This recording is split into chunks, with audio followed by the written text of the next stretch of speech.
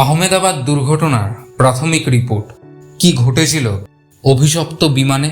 দুর্ঘটনার ঠিক আগের মুহূর্তে বিকল হয়ে যায় দুটি ইঞ্জিনই। দুই ইঞ্জিনের জ্বালানি সুইচ রান থেকে কাট অফ মোডে চলে যায়।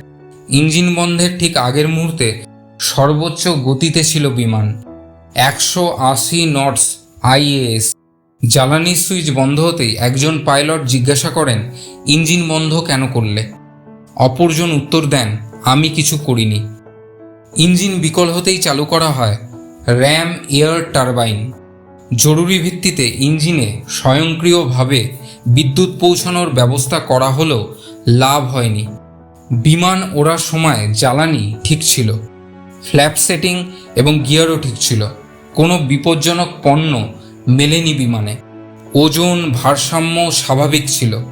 বিমানের থ্রাস্ট লিভারগুলি নিষ্ক্রিয় অবস্থায় উদ্ধার হয়েছে।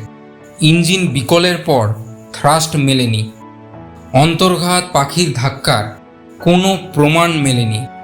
জ্বালানি সুইচে গোলমাল, ইঞ্জিন বিকলের কারণ খতিয়ে দেখা হচ্ছে। এই দুর্ভাগ্যজনক ঘটনায় যারা মারা গেছেন প্রত্যেকের আত্মার শান্তি প্রার্থনা করুন ঈশ্বরের কাছে। এই ধরনের গুরুত্বপূর্ণ খবরগুলো জানতে এই চ্যানেলটিকে সাবস্ক্রাইব করতে ভুলবেন না। Thank you.